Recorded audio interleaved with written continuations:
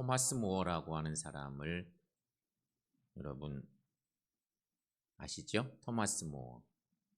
이 사람은 원래는 잉글랜드 왕국의 법률가이기도 하고 사상가이기도 하고 또 정치가이기도 했던 아주 다재다능한 사람이었습니다. 그런가 하면 이 사람은 그리스도교 성인이기도 합니다. 기독교 성인 중에 한 사람입니다. 저 그림에 보는 것처럼 이 토마스 무어가 1516년에 유토피아라고 하는 일종의 공상소설입니다. 근데 시대적 상황들을 고발하기도 하는 유명한 소설입니다. 읽어보지는 않으셨어도 제목은 모르는 사람이 없을 정도로 유명한 그런 소설입니다. 1516년에 이 책이 쓰여진 거예요. 그런가 하면 여러분 이거 생각하면 종교개혁을 생각하지 않을 수가 없어요. 1517년 우리가 잘 아는 개혁교회가 탄생합니다. 종교개혁이 일어나는 거죠. 이 시기가 중세의 이제 아주 어려운 중세 시대를 넘어가는 그 시간들인데 중세 시대의 권력과 종교가 심각하게 타락했던 그 시기. 그때 쓰여진 책인 거죠. 근데 여기 유토피아라고 하는 말은 그리스어입니다. 그리스어. 근데 원래 뜻은 어디에도 없는 곳이라는 뜻을 갖고 있습니다. 유토피아는 어디에도 없는 곳이야. 근데 우리는 유토피아 그러면 낙원을 생각하는 거예요. 그렇죠? 원래 의미는 어디에도 없는 곳. 그런 의미예요. 이 책에는 일부에는 당대 유럽 사회를 비판하는 내용이 있습니다. 유럽 사회, 중세 유럽의 상황들을 비판합니다. 후반부에는 이상적인 사회인 유토피아를 묘사해 놓고 있습니다. 이 책은 유쾌한 이야기의 형식을 빌어서 당시에 부패한 중세 사회의 개혁과 재생을 정치가와 지식인들에게 호소합니다. 그러면서 참된 공공성과 정의란 무엇인가를 물어냅니다. 이 책은 기독교 인문주의자에 의해서 쓰여진 작품인 거예요. 이게 중세시대 여러 상황들을 고발하고 꼬집고 있는 그런 책인 거예요. 공상소설이죠. 그리고 시대가 흘러갑니다. 19세기. 시간들이 흘러가 19세기 초 유럽 사회는 유례없는 평화 시대를 맞습니다. 과학은 비약적인 발전을 거듭합니다. 산업혁명이 일어나고 과학이 엄청난 점프하는 시대예요. 너무너무 과학이 발전합니다. 그러다 보니 이제 유럽 사회가 하나가 되어서 유토피아를 이 땅에 세울 수 있다는 핑크빛 꿈을 꾸기 시작했습니다.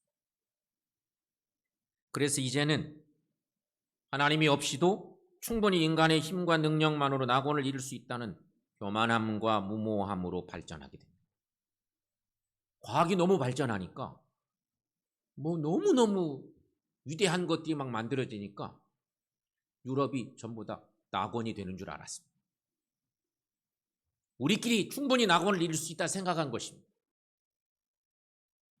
하지만 우리가 잘 아는 것처럼 이 유럽 사회의 꿈은 세계 1, 2차 세계대전 속에서 다 깨지고 맙니다.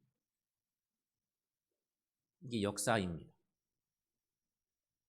그렇게 꿈꾸던 지상낙원을 막 꿈꾸고 유토피아를 꿈꿨는데 한 방에 무너지는 것입니다. 세계대전이 벌어집니다. 과학의 비약적 발전, 이 놀라운 과학의 힘을 빌어서 우리의 꿈을 실현이 될 줄 알았는데 그 과학은 오히려 사람들을 비참하고 참혹한 죽음과 사륙으로 몰아넣습니다. 옛날 같으면 그 전쟁에 그 많은 사람 죽지 않는데 과학이 너무 발전하면서 엄청난 사람들이 죽어가고 우리 힘으로는 꿈을 이룰 수가 없겠다는 그런 생각들을 만들어낸 것입니다. 이게 역사 이야기입니다. 하나님 앞에 인간의 존재가 어떤 존재인지를 생각해 봅니다. 여러분, 우리는 모두 이 땅의 모든 인간은 하나님 앞에 죄인입니다. 분명합니다. 죄인된 인간은 이 세상에서 유토피아를 이룰 수 없습니다. 이룰 수가 없어요. 그래서 예수님께서 인간의 몸으로 이 땅에 오신 것이에요. 예수님께서 이 땅에 오신 목적은 죄인을 불러 회개시키시고 대속의 죽음을 통해 믿는 자에게 의를 선물로 주시기 위함입니다. 그래서 우리를 위해 당신을 희생제물로 기꺼이 내주신 것입니다. 그러므로 여러분, 예수님은 우리에게 오늘 본문 말씀을 통해서 말씀하셨습니다.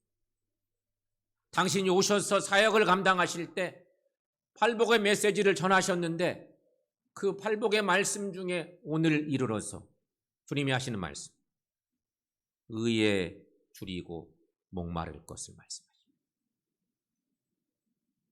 인간은 하나님 앞에서 의에 줄이고 목마른 삶을 살아야 된다는 것입니다.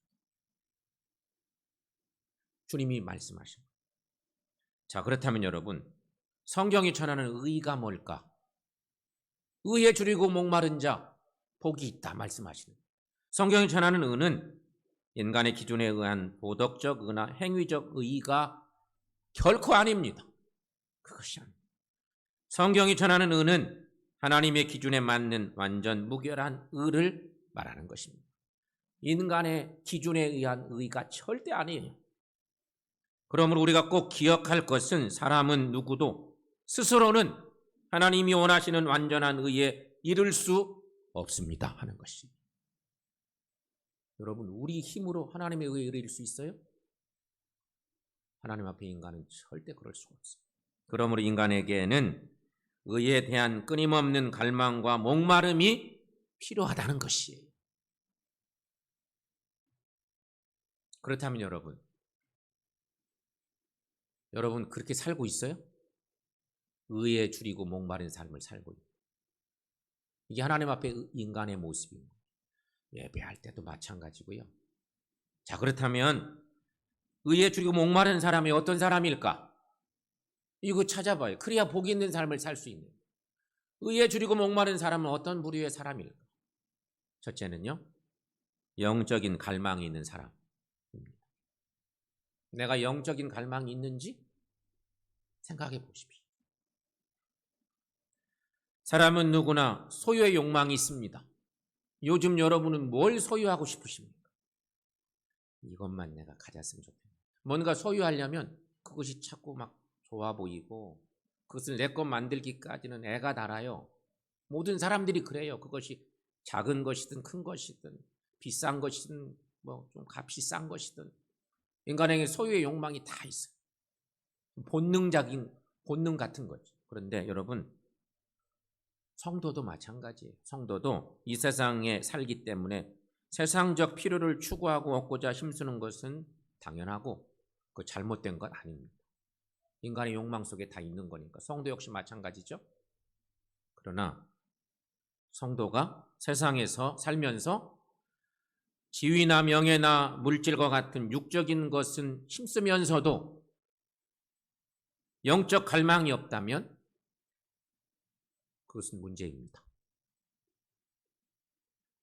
쉽게 말해서 세상적인 욕구의 갈망은 큰데 비례해서 영적인 갈망이 전혀 없는 사람이라면 성도로서 문제가 있다는 것이죠. 의에 줄이고 목마른 사람, 영적인 갈망이 있는 사람. 요즘 우리는 영적인 갈망이 있는가? 그게 중요해요. 신앙인에게는 하나님 부름받기 직전까지 늘 영적인 갈망이 늘 있어야 돼. 하나님의 은혜로 살아야 된다고 믿기 때문에 영적인 갈망. 내게 있는가? 선다싱을 잘 알죠? 선다싱. 선다싱은 인도의 사도 바울이라 일컬어지는 유명한 성인입니다. 그가 기독교로 개종한 것은 신앙의 위대한 이야기들 가운데 대표적인 이야기. 원래 이 선다싱은 시크교도였습니다. 별로 안 들어본 종교 이름이죠. 시크교. 시크교는 이게 애매한 종교입니다. 이슬람교와 플러스 신두교의 합작품입니다. 이슬람교와 신두교 두 종교의 영향을 받은 이상한 종교가 시크교입니다. 선다싱은 시크교도였는데 시크교도로 사는 동안 진리를 찾고 싶은데 진리를 만날 수가 없어요. 진리를 갈구하고 사는데 진리를 찾을 수가 없었어요. 참신을 찾지 못하면 죽고 말겠다는 그런 마음이 이 간절한 종교적 열망 속에 있었습니다. 선다싱. 그래서 내가 참 신을 찾고 싶다. 만약에 찾지 못하면 죽고 말겠다는 결심으로 3일 동안 금식을 하면서 골방에서 결사적으로 부르짖습니다. 그가 이렇게 신이여, 만일 당신께서 살아계신다면 제발 저를 좀 만나주세요. 영적으로 내가 너무 갈구합니다. 당신이 살아계시면 나를 만나달라고 간구합니다. 그 밤중에 라우라로 가는 밤열차가 기적을 누르면서 지나갑니다. 기적 소리가 멀리서 들립니다. 그리고 다음 열차는 내일 아침 5시 급행열차가 지나갑니다. 열차 시간 항상 똑같잖아요. 선다싱이 기도합니다. 신이여, 만일 다음 날 아침 5시 급행열차가 지나가기 전까지 내게 나타나 주시지 않으신다면 차라리 달리는 열차에 몸을 던져 죽고 말겠습니다. 나 당신 만나고 싶습니다. 참신을 만나고 싶습니다. 이런 갈구함이죠. 선다싱은 목욕을 하고는 다시 골방에 들어가 기도를 합니다. 다음 날 아침 급행열차 시간까지는 약 7시간쯤 남아있는데 그는 밤새워 신을 찾아 간구합니다. 밤새 기도하다가 새벽녘이 되었습니다. 그때 방문 한쪽에서 환한 빛이 비치며 흰 옷 입은 사람이 나타났습니다. 그의 머리에는 가시관이 쓰여 있고 양손에는 피가 흐르고 있었습니다. 선다야, 나는 너를 구원하러 왔다. 너는 바른 길을 찾고 있구나. 내가 곧 길이니라. 이런 음성이 들려왔습니다. 당신이 누구십니까? 환상 중에 봤겠죠. 그때 그분이 말씀하십니다. 나는 나사렛 예수다. 선다싱은 참신이신 예수 그리스도를 만난 것이었습니다. 성도 여러분, 우리가 목마를 때 물을 사모하는 것처럼 하늘의 신령한 것을 갈망하시기를 바랍니다. 그러면 우리의 영적인 삶은 이 세상 무엇으로도 채울 수 없는 큰 충만함을 경험하게 될 줄로 믿습니다. 이런 은혜가 우리의 신앙생활 여정 속에 있기를 축원합니다. 의에 줄이고 목마른 사람은 하나님께 도움을 구하는 사람입니다. 두 번째, 의라고 하는 것은요, 인간의 기준이 아닌 하나님의 기준에 합당한 상태를 말한다. 앞에서도 얘기했죠. 의란 인간이 아무리 힘쓰고 노력해도 도저히 도달할 수 없는 것입니다. 그렇다면 여러분, 인간의 힘으로 아무리 애써도 의에, 하나님이 원하시는 의에 도달할 수 없다는데 왜 하나님은 노력해도 이룰 수 없는 의를 우리로 평생을 목말라며 살게 하셨을까? 의에 줄이고 목마른 자는 복이 있나? 왜 주님은 이런 말씀을 하셨을까? 우리 힘으로는 안 된다며 왜 이렇게 사모하고 살게 하셨을까? 그 이유가 중요하죠. 그래야만 자기 힘만으로도 충분하다고 생각하고 행동하는 허세와 자만을 꺾을 수 있기 때문인 것입니다. 그래야만 인간들이 하나님만을 의지하며 예수님의 보혈의 공로를 의지할 수 있기 때문인 것입니다. 예수님은 누가복음 18장에서 바리새인과 세리의 비유, 그 유명한 말씀을 주십니다. 여기 바리새인과 세리의 기도를 통해 하나님께서 원하시는 의에 줄이고 목마른 자가 누구인지를 정확하게 주님이 비유로 말씀하시죠. 여기 두 사람이 성전을 나와서 기도를 합니다. 주님이 말씀 주시는 거예요. 두 사람이 성전을 나와서 기도를 하는 거예요. 그런데 한 사람은 바리새인이고 한 사람은 세리입니다. 한 사람은 예수님 시대에 사람들이 생각할 때 가장 의로운 사람, 구별된 존재, 거룩한다고 자청하는 바리새인이었습니다. 한 사람은 세상 사람들이 볼 때 가장 죄인인 사람이었어요. 인간 대접 못 받는 흉악한 죄인이었습니다. 극과 극인 거죠. 둘이 와서 기도를 합니다. 바리새인은 서서 자신이 토색, 불이 가늠한 자들과 같지 않고 저 세리와도 같지 아니함에 감사합니다. 하나님께 기도합니다. 그리고 일에 2번씩 금식하고 또 소득의 11조를 하나님께 드리는 자신의 인간적 의를 근거로 하나님께 기도합니다. 그의 기도는 처음부터 자기 자랑밖에 없습니다. 기도의 내용 자체가 자기를 나타내는 거예요. 하늘을 우러러서 사람들이 볼 때 너무 멋진 기도를 드리는 거예요. 그런데 모두가 다 자기의 자기 자랑밖에 없어요.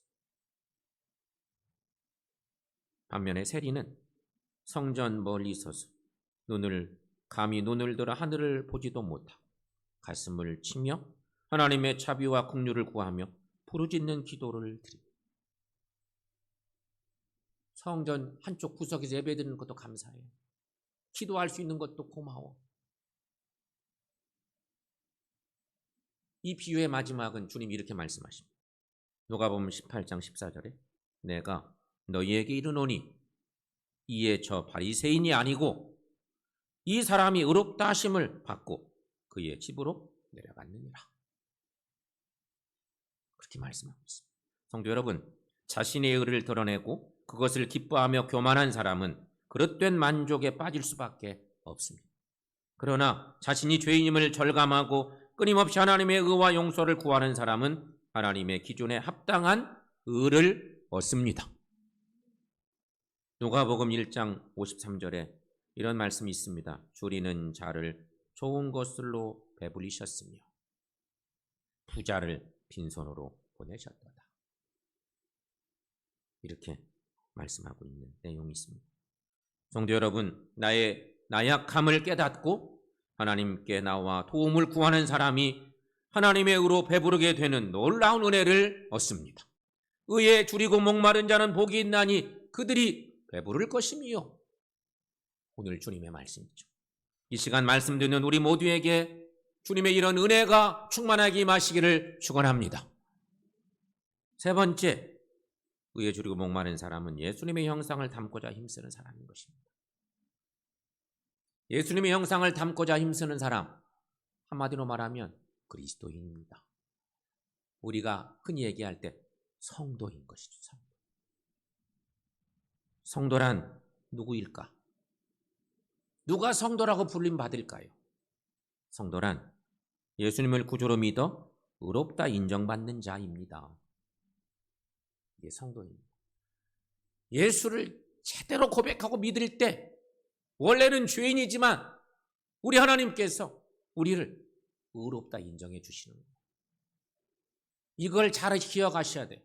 우리는 항상 죄인인데 아니야. 누가 뭐라 해도 너는 내 사랑하는 자녀야. 세상 모든 여러 가지 여건들이 너를 업신여기지 못해. 내가 너를 의인이라고 인정해 주는데 그게 성도의 은혜의 삶이에요. 그러므로 성도는 당연히 하나님 말씀에 순종하며 살기를 갈망해야 맞아요. 은혜로 사니까 말씀을 사모하고 말씀대로 살기를 열망하는, 갈망하는 삶, 성도의 삶인 거예요. 또한 더 나아가면 성도는 예수님 닮은 거룩한 존재가 되기를 소원하며 사는 거지. 주님 닮고 싶습니다. 주님 닮기를 사모합니다. 이게 영적인 열망이에요. 이런 마음보다 더 앞서서 나는 구원받았으니 의인이죠? 안 돼요. 그러면 착각인 거예요. 바울이 골로새 교인들에게 편지하면서 그들이 예수 그리스도를 통해서 구원받은 성도가 되었다는 사실을 기억시키는 대목이 있어요. 사실 우리가 서신서를, 신약의 서신서를 많이 읽어봐야 돼요. 복음서만큼이나. 왜냐하면 서신서는 교회를 향한 편지예요. 요즘같이 혼란한 이 시기에 신앙적으로 어려울 때 서신서를 많이 읽어야 돼요. 교회가 혼란에 빠졌을 때 내린 영적인 처방이거든요. 골로새 교회가 잘 성장하다가 여러 가지 혼란에 빠졌어요. 교인들이 신앙적으로 갈팡질팡하고 있었어요. 구원받은 삶이 도대체 뭐냐? 잘 모르겠어요.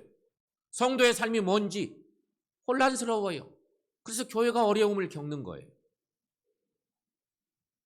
그때 골로새서 편지를 쓰면서 성도들을 향해서 우리가 하나님의 구원받은 자녀들인데 이거 기억해야 되는데 그리고 교회를 섬겨야 되는데 그래서 편지 속에 그 내용들을 쓰면서 우리가 하나님의 구원받은 자녀임을 환기시키고 그러니 구원받은 우리들이 이렇게 살아야 된다고 구원받은 성도의 삶의 이야기를 하는 대목이 있습니다.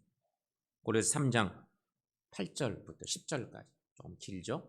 여러분 함께 읽습니다. 이제는 너희가 이 모든 것을 벗어버리라. 곧 분함과 노여움과 악의와 비방과 너희 입에 부끄러운 말이라. 너희가 서로 거짓말을 하지 말라. 옛사람과 그 행위를 벗어버리고 새 사람을 입었으니 이는 자기를 창조하신 이의 형상을 따라 지식에까지 새롭게 하심을 입은 자니라. 아멘. 여기 새 사람이란 그리스도의 형상을 따라 끊임없이 새로워져가는 존재. 새 사람은 사실은 성도예요. 성도의 삶이 새 사람의 삶이에요. 근데 우리 한 사람 한 사람이 성도의 삶의 이 중요한 영적 가치를 잊어버리면 교인은 혼란에 빠져요. 새 사람 입었으니 그리스도의 형상을 닮아 살아가는 삶이 얼마나 중요한지 그걸 얘기하는 거예요.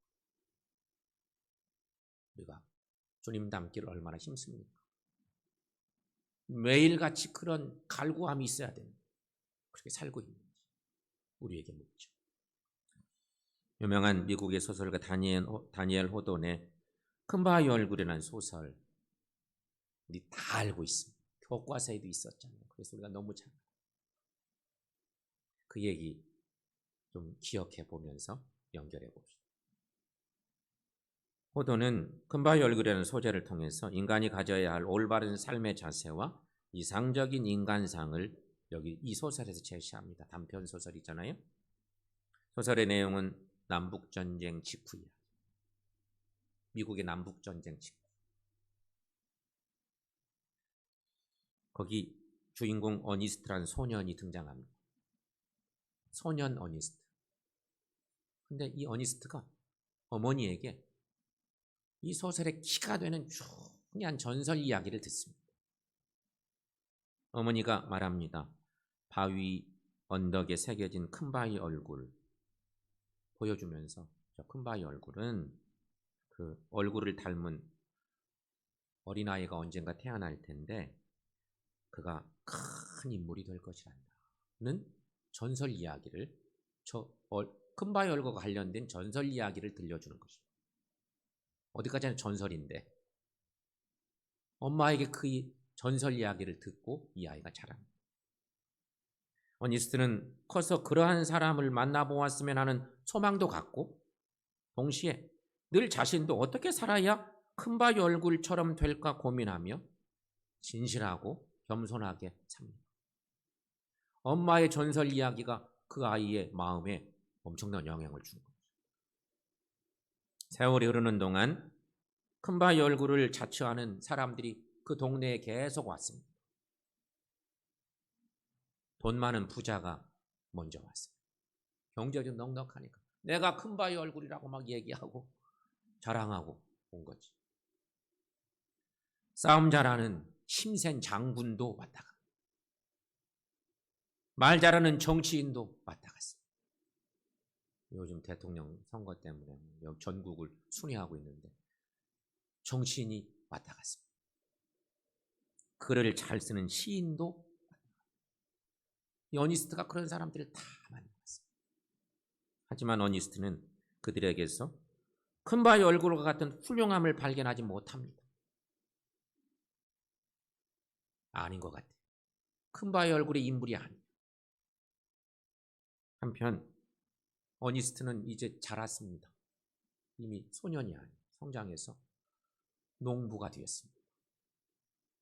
진실한 농부로 농사를 짓고 삽니다. 그러다가 어찌어찌 하다가 설교가가 됩니다. 설교가. 말씀을 전하는 설교가가. 그러던 어느 날 어니스트 옆에서 그의 설교를 듣던 한 시인이 있습니다. 한 시인이 설교를 듣다가 어니스트가 바로 큰바위 얼굴과 너무 흡사하다는 사실을 발견하고 그가 큰바위 얼굴이구나 막 소리치죠. 소년 어니스트는 큰바위 얼굴을 동경하며 그와 같은 존재가 되고자 끊임없이 노력했을 때 인격뿐만 아니라 그의 모든 것이 큰바위 얼굴과 비슷하게 성장했던 것입니다. 이게 이 소설 얘기입니다. 짧지만 엄청난 메시지를 주고 우리에게도 다 엄청난 영향을 준 그런 소설이잖아요.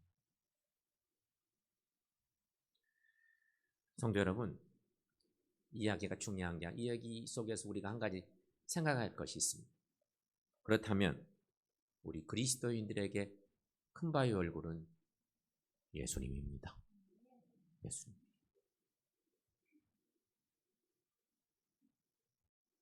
우리 모든 성도들에게 예수님은 큰바위 얼굴 같은 존재인 거예요. 하나님 앞에 있는 우리 모두가 이런 존재로 살아가야 됨을 믿습니다. 따라서 우리에게는 영적인 갈망이 필요합니다.